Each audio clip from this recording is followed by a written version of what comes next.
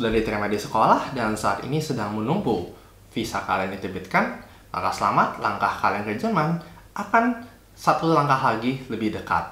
Nah, sekarang masalahnya, apa aja sih mesti dibawa untuk saya ketika berada di Jerman? Atau dokumen apa saja mesti saya urus atau apa saja mesti saya lakukan di Indonesia sebelum saya bisa ke Jerman? Hari ini di video ini saya, Hertoni, akan membagi kepada kalian setidaknya 7 hal yang bisa kalian persiapkan di Indonesia sebelum ketibaan kalian di Jerman. Tentunya kita bisa lakukan ini selagi kita menunggu visa kita jadi sebelum kita bisa mengambilnya dan kita bisa berangkat ke Jerman. Yang pertama ada kalian cari terlebih dahulu tempat tinggal. Camkan ini, kata saya, lebih susah cari tempat tinggal daripada cari sekolah. Dan ini sumpah, saya nggak bohong, banyak bahkan orang Jerman yang berbicara pun seperti itu. Karena cari apartemen di Jerman atau tempat tinggal di Jerman itu antara sistem rebutan dan juga sistem cocok-cocokan. Ada banyak sekali tipe akomodasi di Jerman untuk mahasiswa. Pertama-tama ada asrama, lalu yang kedua ada Wohngemeinschaft, dan yang ketiga adalah apartemen pribadi. Dan masing-masing memiliki kelebihan dan kelemahannya sendiri dan juga memiliki range atau jangkauan harga masing-masing. Tentunya kalau kalian misalnya ingin masuk asrama, kalian harus sudah bisa daftar secepatnya di Studentenwerk, yayasan Studentenwerk yang mengurusi asrama ini atau dengan yayasan swasta lainnya. Namun, karena tentunya ini murah, maka permintaannya pun juga pastinya banyak.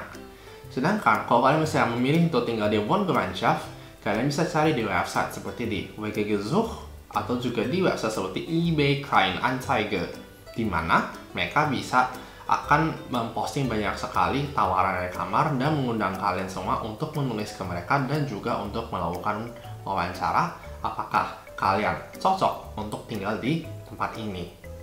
Lalu yang opsi yang terakhir adalah apartemen pribadi.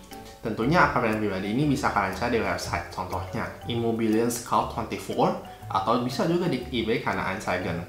Atau alternatifnya di luar asrama, kalian bisa mencari grup Facebook di mana terdapat kota tempat tinggal kalian itu. Dan pastinya jangan lupa untuk memanfaatkan jaringan dari orang-orang Indonesia. Karena jangan salah, kita di sini lumayan banyak, ada sekitar 15.000 orang Indonesia yang berada di Jerman dan juga tentunya untuk pelajar. Mereka terkonsentrasi di satu kota dan juga mereka punya organisasi yang disebut dengan Perhimpunan Pelajar Indonesia. Perhimpunan Pelajar Indonesia ini terutama kalau misalnya ada di kota gede suka mengadakan event dan punya banyak anggota. Dan tentunya lebih gede kotanya dan lebih ramai orang-orang Indonesianya, tentunya pertukaran kamar itu menjadi lebih cepat sehingga bisa jadi setiap tahun mereka sudah ada kamar yang bebas dan bisa ditawarkan kepada kalian sesama orang Indonesia. Tapi kalau sayangnya di kota tersebut tidak dapat orang Indonesia satupun atau hanya terdapat sedikit orang Indonesia sehingga perputaran kamarnya menjadi lebih sedikit per tahun atau bahkan tidak ada, maka satu-satunya opsi adalah ya kalian bisa gunakan jaringan mereka agar mereka bisa mencarikan tempat tinggal untuk kamu bukan dengan tinggal bareng mereka, atau kalian bisa pergi sendiri mencarinya secara mandiri. Nah, untuk video ini mengenai tempat tinggal mungkin akan saya buatkan informasi ini dalam video terpisah, tapi tentunya ini adalah informasi secara Überblick atau selayang pandang yang bisa saya tawarkan kepada kalian semua. Nah, lalu yang step kedua adalah kalian membaca dokumen imatrikulasi. Baca terlebih dahulu apa yang terdapat di situ, antara lain pentingnya tanggal untuk imatrikulasi online ataupun datang di tempat. Lalu kalau misalnya datang di tempat, apa saja dokumen yang harus diperlihatkan, apakah sertifikat bahasa atau bukti for praktikum atau lain sebagainya. Lalu yang ketiga adalah bukti asuransi, dan tentunya adalah antara lain tanggal berapa akan dimulai orientasi dan juga tanggal berapa akan dimulai kelas. Saran saya adalah jangan datang ke Jerman terlalu mepet ke tanggal batas terakhir dari imatrikulasi atau tanggal dari hari pertama masuk kelas, kecuali memang visanya tidak bisa mengatakan demikian. Tapi kalau kalian memang punya kesempatannya, berangkatlah secepatnya. Ini tentunya sangat penting bagi kalian supaya bisa mencari tempat tinggal, supaya kalian bisa settle, supaya bisa mengurusi semuanya dengan tenang, supaya imatrikulasi kalian juga bisa berjalan dengan lancar, sementara yang lain-lain juga terurus secara lancar dan tidak terburu-buru. Yang ketiga adalah siapkan uang pegangan. Karena rekening blokir yang kalian gunakan untuk membuat visa Jerman itu baru bisa dicabut blokirnya kalau kalian misalnya sudah dapat tempat tinggal, sudah mendaftarkan diri di balai kota setempat, dan juga kalian sudah membuka rekening bank. Dan proses ini tidak bisa memakan waktu hanya dalam sehari waktu jadi, melainkan bisa membutuhkan waktu minimal 1 minggu atau bahkan hingga 2 minggu. Baru rekening blokir tersebut bisa cair ke rekening bank kalian yang berada di Jerman. Dan apa yang terjadi selama 2 minggu itu, tentunya kalian siap-siap menggunakan uang yang kalian bawa dari Indonesia sudah ditukar dalam bentuk euro untuk digunakan selama kalian itu belum bisa membuka rekening blokir itu. Kalian bisa gunakan antara lain untuk makan, untuk membeli barang furniture, untuk tempat tinggal, atau juga kalian bisa gunakan ini untuk membeli nomor HP, atau juga untuk membeli baju dingin. Tapi tentunya ada prioritas yang mana yang bisa duluan dan mana yang tidak bisa duluan, dan ini adalah pilihan kalian tentunya. Nah, yang step keempat ada buka rekening bank di Indonesia sebelum berangkat ke Jerman. Memang ini kesannya counterintuitif karena kan kita juga punya rekening bank di Jerman gitu. Terus gimana? Nah, kalau misalnya amit-amit terjadi darurat sehingga kita memerlukan uang dari misalnya orang tua atau dari rekening bank kita di Indonesia, kita bisa menarik uang dari rekening kita di Indonesia di seluruh bank di Jerman. Kalau misalnya bank tersebut atau kartu bank Anda termasuk dalam jangkauan atau jaringan Mastercard atau Maestro dan atau Cirrus dan juga Visa. Nah, untuk kartu tersebut saya kebetulan telah membuat sebuah rekening dari 2 bank, yakni BCA dan juga Genius. Tapi saya sendiri lebih sering memakai Genius karena kebetulan untuk Genius sendiri tidak dibebankan biaya admin, dan juga orang tua saya bisa transfer saya langsung dalam bentuk uang rupiah, dan saya bisa menukarkannya dalam mata uang euro kapanpun ketika kursnya sedang bagus. Dan uang tersebut bisa saya tarik maksimal sebanyak 15 juta per hari dengan biaya transaksi sebesar 2,5 euro per penarikan uang tunai. Nah, dibandingkan dengan kalau misalnya orang tua kalian kebetulan misalnya mau tukar uang langsung ke euro dalam mata uang euro di bank kalian, kalau misalnya kursnya memang sedang bagus ya mujur. Tapi kalau kebetulan kursnya sedang jelek ya berarti ya tidak mujur.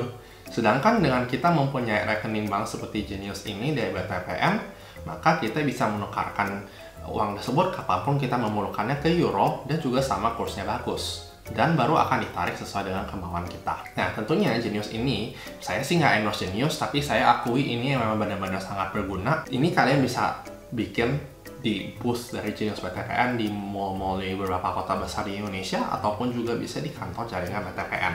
Nah, urusan bank ini sudah selesai, dan sekarang apa yang mesti dibawa ke Jerman? Tentunya pakaian-pakaian sehari-hari kita juga harus dibawa. Tapi jangan lupa bahwa mungkin ada barang yang sebetulnya kalian nggak perlu beli di Indonesia dan juga dibawa ke Jerman. Bumbu-bumbu Indonesia pastinya kita juga perlu bawa, atau bahkan makanan. Tapi untuk barang-barang seperti baju dingin, sepatu boots, atau juga rice cooker, itu tentunya kalian tidak perlu bawa terlalu banyak ke Jerman. Karena satu, berat-beratin, lalu yang kedua, semua barang tersebut juga hadir di Jerman. Kalian bisa membeli barang bekas untuk pakaian dingin ini, kalian bisa membeli antara lain di Flohmarkt atau Pasar Loak, atau bahkan juga bisa di toko seperti TK Maxx, di mana mereka biasa menjual barang-barang overstock dengan harga yang sangat murah, atau bisa kalian juga beli di toko-toko baju murah seperti di H&M dan juga di Primark. Dan juga kualitasnya pun juga pasti lebih bagus daripada yang ada di Indonesia. Meskipun memang harganya akan sedikit lebih mahal daripada yang biasa kita dapatkan di Indonesia, tapi bahannya sendiri lebih bagus, sehingga menurut saya lebih worth it untuk beli semua barang yang terutama baju dingin dan alat elektronik itu di sini dibandingkan di Indonesia. Lalu step 6 adalah tingkatin soft skill kalian terlebih dahulu. Kalau kalian misalnya belum pernah belajar masak, belajar untuk masak. Kalau kalian misalnya susah dalam hal manajemen waktu, belajarlah untuk bangun pagi dan juga tidur malam, dan juga lakukan segala aktivitas sesuai dengan waktunya, tidak ngaret tapi juga tidak terburu-buru. Ini tentunya sangat penting karena di zaman kulturnya itu sangat berbeda, terutama dalam urusan waktu. Mereka mengekspek buat kalian untuk on time, Dan ada juga waktu di mana kalian juga di-expect untuk selalu mandiri dan tidak selalu bergantung pada orang lain. Walaupun memang kalau kalian misalnya perlu bantuan, mereka bisa dengan senang hati yang bantu, tapi untuk kebanyakan kasus, terutama kalau kalian misalnya bisa betulin barang yang kecil-kecil seperti putar sekrup atau palu paku, maka itu sebetulnya ada hal yang bisa kita lakukan sendiri. Dan lakukan itu semua di Indonesia sebelum kalian bisa tiba di Jerman, dan daripada nanti kalau kalian misalnya nanti ada yang rusak atau gimana, nanti kalian dimarahin. Yang terakhir adalah siapin atau tingkatin kemampuan bahasa Jerman kalian. Meskipun kalian sudah punya sertifikat bahasa yang digunakan untuk surat penerimaan dari perguruan tinggi kalian atau studi Korea kalian, tentunya bisa jadi dia kalau misalnya kita jeda antara dapat surat penerimaan dan juga jeda berangkat, pasti ada jeda waktu minimal 1 atau 2 bulan. Gunakan kemampuan ini jangan melupakan bahasa Jerman kalian, karena lama-lama pastinya akan turun, sehingga kita semua mungkin akan lupa sedikit.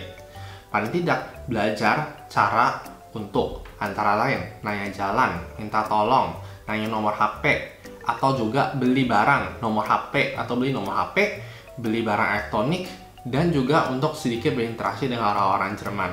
Tentunya ini adalah life skill yang benar-benar sangat berguna kalau misalnya nanti kalian untuk pertama-tama kalian hidup sendiri di Jerman terlebih dahulu, seperti yang dijalankan oleh Pak Habibie. Nah, itu dia adalah 7 langkah yang bisa saya bilang untuk saat ini mengenai persiapan yang bisa kalian lakukan di Indonesia sebelum kalian menempuh pendidikan di Jerman. Di video berikutnya, saya akan membahas yang mengenai tempat tinggal. Ada beberapa jenis tempat tinggal yang ditawarkan untuk mahasiswa, dan juga di mana kita bisa mendaftarnya, dan juga berapa range harganya. Oleh karena itu, jangan lupa untuk kalian subscribe ke channel YouTube berikut ini, dan jangan lupa like video ini karena video ini bermanfaat. Akhir kata, aku Hetman undur diri. Terima kasih sudah menyaksikan video ini. Tschüss!